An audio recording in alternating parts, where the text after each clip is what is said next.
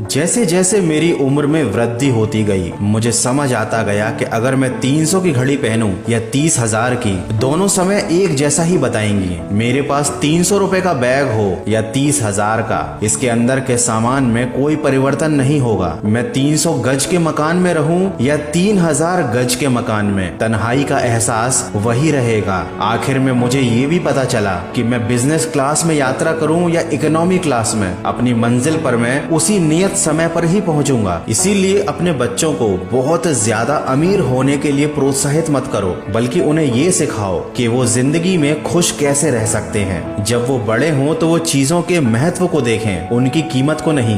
Branded चीजें व्यापारिक दुनिया का सबसे बड़ा झूठ है, जिनका असल उद्देश्य अमीरों की जेब से पैसा निकालना होता है, लेकिन गरीब और मध्यम वर्ग के लोग इससे बहुत ज्यादा प्रभावित होते हैं। क्या ये जरूरी है कि मैं आईफोन लेकर चलूं ताकि लोग मुझे बुद्धिमान और रईस समझें? क्या जरूरी है कि मैं मैकडॉनल्ड्स या KFC में ही खाऊं ताकि लोग मुझे कंजूस ना समझें? क्या ये जरूरी है कि मैं अपने दोस्तों के साथ किसी अच्छे महंगे रेस्टोरेंट में जाकर ही बैठूं ताकि लोग ये समझें कि मैं एक रईस परिवार से हूं? क्या ये आवश्यक है कि मैं एडिडास, नाइकी या बहुत महंगे महंगे जूते पहनूं ताकि हाई स्टेटस वाला कहलाऊं? क्या ये आवश्यक है कि मैं अपनी हर बात में 2-4 अंग्रेजी के शब्द जरूर शामिल करूं ताकि सभ्य कहलाऊं? क्या ये आवश्यक है कि मैं अंग्रेजी गाने सुनूं ताकि मैं यह साबित कर सकूं कि मैं विकसित हो चुका हूं? बिल्कुल नहीं। मेरे कपड़े तो आम दुकानों से खरीदे हुए होते हैं। दोस्तों के साथ किसी भी ढाबे पर बैठ जाता हूं। भूख लगे तो किसी ठेले से खाने में अपमान नहीं समझता। सीधी सादी अपनी मातृभाषा में बोलता हूं। चाहूं तो वो सब कर सकता हूं जो पहले बताया था, लेकिन मैंने ऐसे लोग देखे हैं जो एक ब्रांडेड जूतों की जोड़ी की कीमत में